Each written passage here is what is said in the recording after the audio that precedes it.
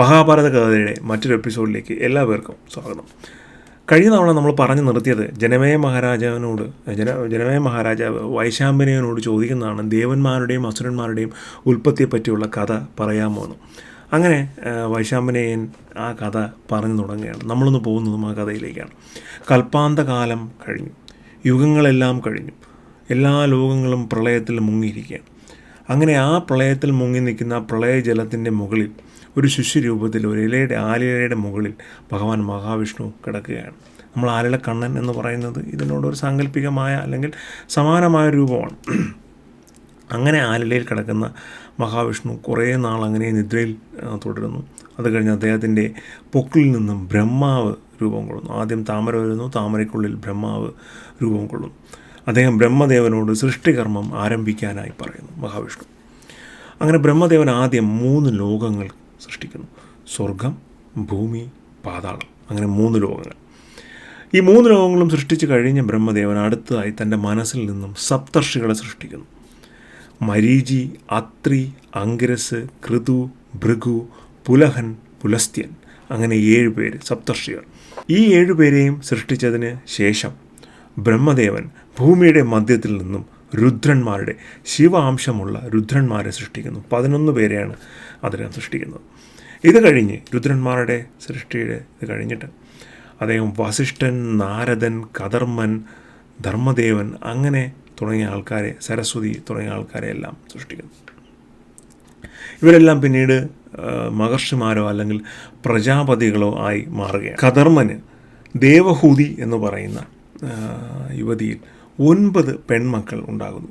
ഈ 9 പേരെയും സപ്തർഷികൾക്കും പിന്നീടുള്ള ഋഷിമാർക്കും അദ്ദേഹം വിവാഹം ചെയ്ത് 9 പേർക്കുമായിട്ട് വിവാഹം ചെയ്ത് കൊടുക്കുകയാണ്.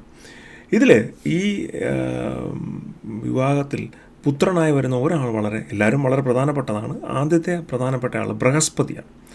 അംഗിരസ് എന്ന് പറയുന്ന സപ്തർഷികളിലെ ആളുടെ മകനാണ്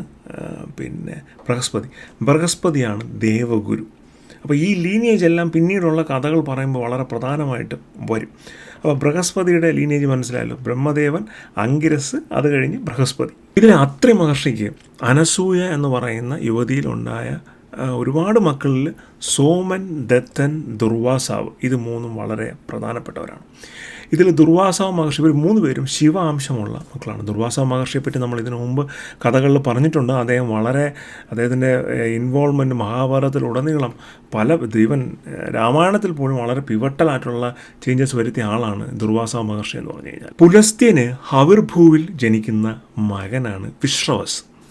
വിശ്രവസിൻ്റെ മക്കളാണ് രാക്ഷസന്മാർ. എല്ലാ രാക്ഷസന്മാരുമല്ല, കുറച്ച് പേര് രാക്ഷസന്മാർ, കിന്നരന്മാർ, വാനരന്മാർ. ഈ വിശ്രവസിൻ്റെ മക്കളിൽ പ്രധാനികളാണ് രാവണനും കുംഭകർണനും ഒക്കെ. അപ്പോൾ രാവണൻ്റെയും കുംഭകർണൻ്റെയും ഒറിജിൻ സപ്തർഷിയായ പുലസ്ത്യനിൽ നിന്നാണ്. പുലസ്ത്യനിൽ നിന്നും വിശ്രവസ് ഉണ്ടാകുന്നു, വിശ്രവസിൽ നിന്നും രാവണനും കുംഭകർണനും ഉണ്ടാകുന്നു. ഇതിൽ ബ്രഹ്മാവ് സൃഷ്ടിച്ച ദക്ഷ പ്രജാപതിക്ക് 60 പെൺമക്കളുണ്ടാകുന്നു. ഈ 60 പെൺമക്കൾ അദ്ദേഹം വിവാഹം ചെയ്ത് കൊടുക്കുന്നത് കശ്യപ മഹർഷിക്കാണ്. ഈ പെൺമക്കളിൽ കശ്യപ മഹർഷിക്ക് ഉണ്ടാകുന്ന, അദ്ദേഹത്തിൻ്റെ ഭാര്യമാരായി വരുന്ന ഇവരിൽ കശ്യപ മഹർഷിക്ക് ഉണ്ടാകുന്ന മക്കളാണ് നാഗങ്ങൾ, ഗരുഡൻ, അസുരന്മാർ, ദേവന്മാരെല്ലാം. കദ്രുവിൻ്റെയും വിനീതയുടെയും ശാപവും ദേവന്മാരുടെയും ഗരുഡൻ്റെയും നാഗങ്ങളുടെയും കഥയും ഞാൻ മുമ്പ് പറഞ്ഞിട്ടുണ്ടായിരുന്നു.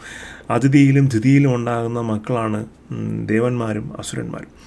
കശ്യപ മഹർഷിയുടെ ഭാര്യമാരായി വന്ന മക്കളുടെ സഹോദരങ്ങൾ, അതായത് ദക്ഷൻ്റെ പുത്രന്മാരാണ് അഷ്ടവസുക്കൾ. ഈ അഷ്ടവസുക്കൾ വളരെ പ്രധാനപ്പെട്ട ഒരു കഥാപാത്രമാണ്. ഞാനിതൊക്കെ എടുത്തു പറയാൻ കാര്യം, ഇതൊക്കെ കഥയിൽ വളരെ ഇമ്പോർട്ടൻ്റ് ആയിട്ടുള്ള ആൾക്കാരാണ്. അഷ്ടവസുക്കളിൽ 8 പേരാണ് ശാപം കിട്ടി ഗംഗയുടെ മക്കളായിട്ട് ശന്തനു മഹാരാജാവിന് ഭൂമിയിൽ ജനിക്കുന്നത്.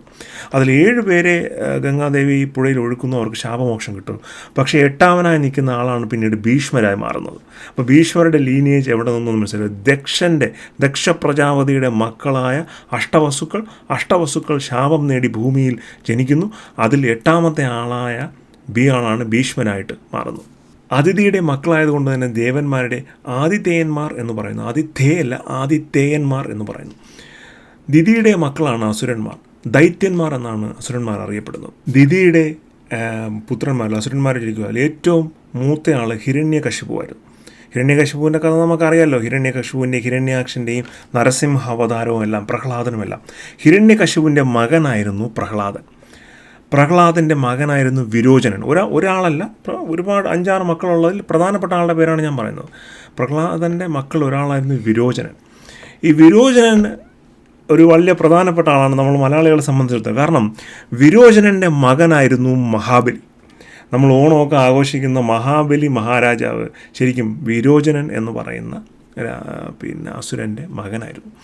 അദ്ദേഹത്തിന് 100 പുത്രന്മാരാണ് ഉണ്ടായിരുന്നത്. ആ 100 പുത്രന്മാരിൽ ഒരാളാണ് ബാണൻ. ഈ ബാണൻ എന്ന് പറയുന്ന അസുരൻ്റെ മകളെയാണ് കൃഷ്ണപുത്രനായ അനിരുദ്ധൻ വിവാഹം ചെയ്തിരിക്കുന്നത്.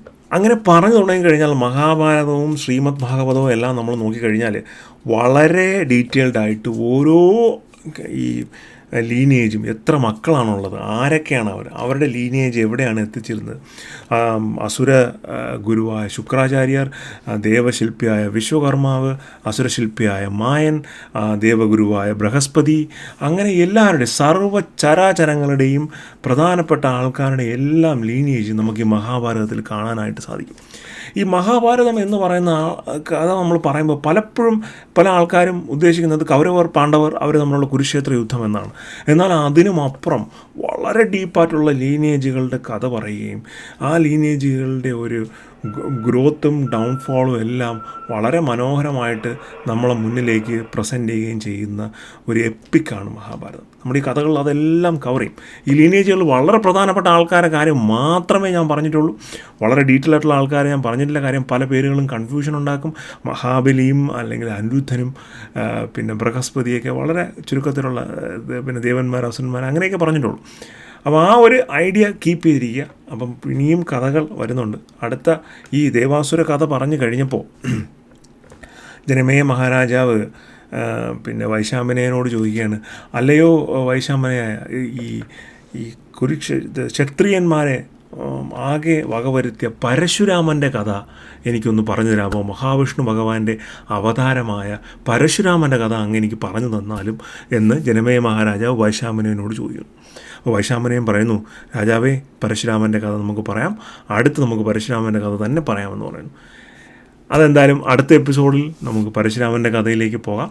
ഈ വീഡിയോ ഇഷ്ടപ്പെട്ടിട്ടുണ്ടെങ്കിൽ വീഡിയോ ലൈക്ക് ചെയ്യുക. വീഡിയോ പറ്റിയുള്ള ഫീഡ്ബാക്ക് നിങ്ങൾ കമൻ്റായിട്ട് പറയുക. അപ്പോൾ മറ്റൊരു വീഡിയോ വരെയും ബൈ.